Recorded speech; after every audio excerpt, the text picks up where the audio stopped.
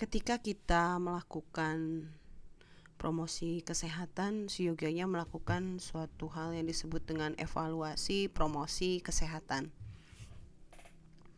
Perencanaan program senantiasa menilai upaya-upaya promosi kesehatan dengan menanyakan apakah programnya memiliki dampak. Berapa orang yang berhenti merokok misalnya. Apakah para peserta merasa puas terhadap program? Bila dilaksanakan secara benar, suatu evaluasi akan memberi jawaban yang objektif terhadap pertanyaan-pertanyaan di atas. Akan tetapi kegunaan evaluasi dapat dibatasi oleh bermacam-macam bias dan atau rancangan yang tidak memadai. Evaluasi merupakan hal yang kritis bagi semua program promosi kesehatan.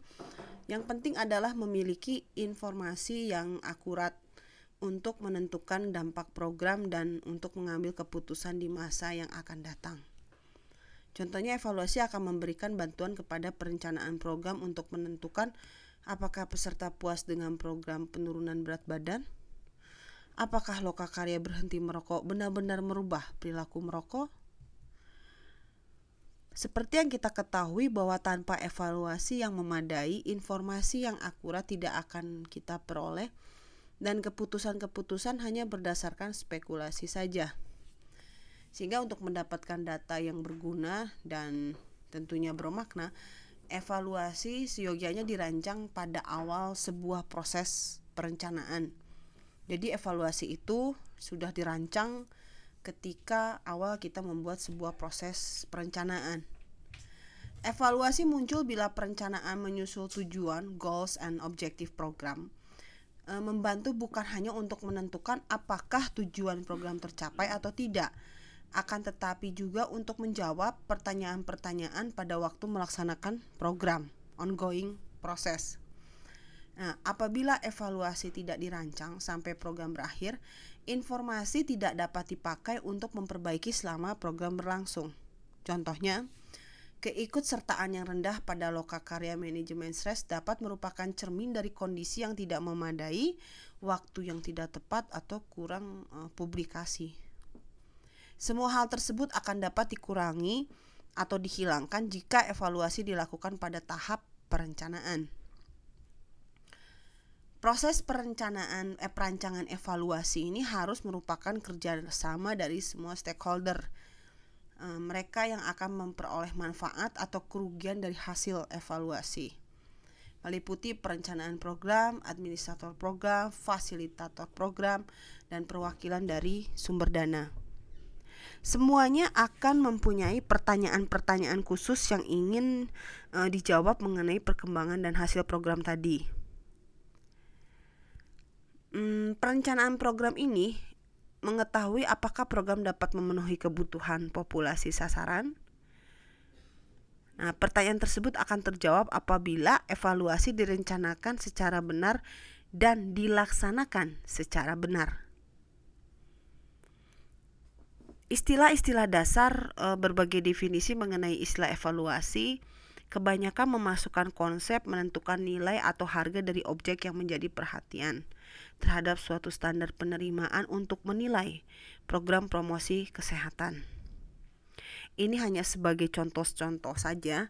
Ada standar penerimaan, misalnya kebijakan hukum dari suatu badan pengatur, contohnya persentase anak sekolah yang diimunisasi, persentase populasi sasaran menggunakan sabuk pengaman. Ini hanya sebagai salah satu contoh. Apabila kita menentukan nilai atau suatu program, perencanaan dapat memakai beberapa macam evaluasi. Sehingga macam evaluasi tadi mencerminkan apakah hasil diperlukan untuk meningkatkan program sebelum atau selama pelaksanaan, menilai efektivitas suatu program, atau menentukan apakah program mencapai tujuan. Nah, evaluasi biasanya menggunakan salah satu dari dua istilah evaluasi, sehingga beberapa pakar memaknainya sebagai suatu proses, dampak, dan outcome untuk menggenap macam-macam evaluasi tadi, atau istilahnya formatif dan sumatif. Evaluasi terhadap proses, dampak, outcome, evaluasi formatif dan sumatif. Alasan untuk melakukan evaluasi pada dasarnya ada 2 alasan. Yang pertama yaitu untuk perbaikan program itu sendiri, lalu untuk menentukan efektivitas dari sebuah program. Nah, macam evaluasi tadi dibedakan bagaimana informasi yang akan digunakan oleh perencanaan program selama pelaksanaan.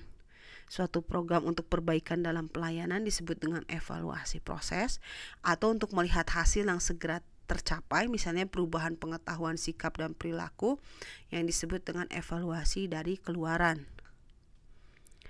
Pada akhir program dipakai untuk menilai apakah tujuan jangka panjang dan tujuan lainnya tercapai. Ini dilakukan pada evaluasi outcome. Lalu untuk menunjukkan manfaat dari program, untuk menentukan apakah program menuju ke arah yang benar, secara cost efektif, atau untuk membandingkan berbagai macam program untuk melihat mana yang paling berhasil dalam pencapaian tujuan sebagai cost efektif, untuk memenuhi persyaratan dari penyandang dana, atau untuk memberikan informasi mengenai program tadi. Untuk teknik pengumpulan data saat mengevaluasi, yaitu tentukan bagaimana informasi akan dikumpulkan. Dapat berupa survei, catatan, dan dokumen, bisa dalam bentuk wawancara observasi. Siapa yang mengumpulkan data, lalu rencanakan dan laksanakan uji coba. Kaji hasil dari uji coba untuk memperbaiki instrumen pengumpulan data atau prosedur pengumpulan data. Tetapkan siapa yang akan jadi sasaran evaluasi, apakah semua peserta atau kita random sampling dari beberapa peserta saja.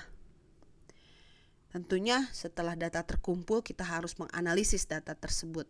Bagaimana data akan dianalisis, siapa yang akan menganalisis data, lalu analisis dan interpretasi daripada data tersebut. Proses evaluasi yang pertama yaitu kita adanya perencanaan, mereview kembali tujuan umum dan tujuan khusus. Lalu bertemu stakeholder untuk menentukan pertanyaan umum mana yang akan dijawab, menentukan apakah sumber daya tersedia untuk melakukan evaluasi, menyewa evaluator memang bila diperlukan, menyusun rancangan evaluasi, menentukan instrumen evaluasi mana yang akan dipakai, bila perlu siapa yang akan menyusunnya. Menentukan apakah pertanyaan-pertanyaan evaluasi yang kita buat itu mencerminkan sebuah tujuan. Menentukan apakah pertanyaan-pertanyaan dari berbagai kelompok dipertimbangkan. Menentukan bila evaluasi akan dilaksanakan, seyogianya kita akan membuat jadwal. Ada sebuah proses yang dinamakan pelaporan. Nah, tentukan siapa yang akan menerima hasil dari sebuah evaluasi. Pilih orang yang akan melaporkan hasilnya, lalu tentukan bagaimana hasil itu akan disebarluaskan.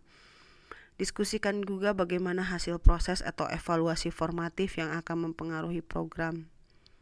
Tentukan kapan hasil evaluasi impact dan outcome dari hasil evaluasi sumatif yang akan diperoleh, lalu sebarluaskan hasil yang diperoleh. Untuk hal penerapan, tentukan bagaimana hasil akan dilaksanakan. Masalah-masalah praktis dalam sebuah evaluasi, yang pertama itu perencanaan tidak memasukkan evaluasi dalam perencanaan program umumnya. Lalu prosedur yang memadai memerlukan biaya dan sumber daya. Perubahan pun pada orang dewasa datangnya terkadang lambat. Beberapa perubahan dia tidak berlangsung secara lama, seringkali sulit membedakan sebab dan akibat, sehingga konflik dapat terjadi antara standar profesional dan sikap sendiri itu. Kadang-kadang motivasi orang juga get in the way. Banyak cara untuk memperkecil masalah tersebut, antara lain memasukkan evaluasi sedini mungkin waktu perencanaan.